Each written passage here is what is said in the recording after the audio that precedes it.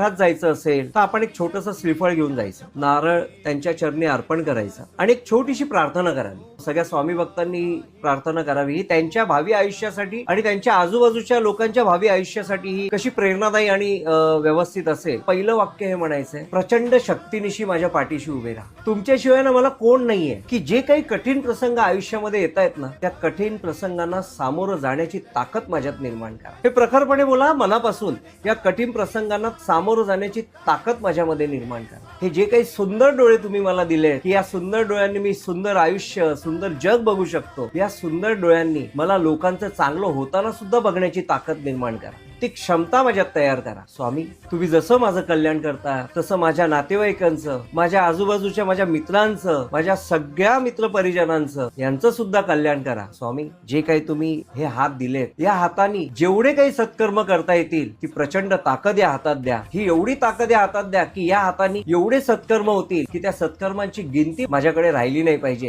ही माझ्यामध्ये ताकद द्या। ही स्वामींचरणी आपण प्रार्थना करूया आणि हा प्रगट दिन साजरा करूया। आणि प्रगट दिन हा एक उत्सवासारखा आहे, स्वामी भक्तांसाठी हा एक उत्सव आहे आणि या उत्सवामध्ये आपण नामस्मरणाने, मंत्रोच्चाराने आणि साधनेने, स्वामींच्या नामस्मरणाने स्वतः न्हावून घ्या। दिवसभर जरी तुम्ही नामस्मरण केलं 2-4 तास, 5 तास, 6 तास तरी चालेल, हरकत नाही। 3 तास पिक्चर बघायला जातो ना, कॉन्सन्ट्रेट करतो ना, तसं 3 तास नामस्मरण करा, बघा अनुभूती काय येईल ते। आपण पिकनिकला जातो ना, तो सकाळपासून संध्याकाळपर्यंत समुद्र किनाऱ्यावर असतो, असं समजा की एक पिकनिक स्वामींच्या मठामध्ये, स्वामींच्या नामस्मरणामध्ये। प्रगट दिन असा असावा, प्रगट दिन असा असावा।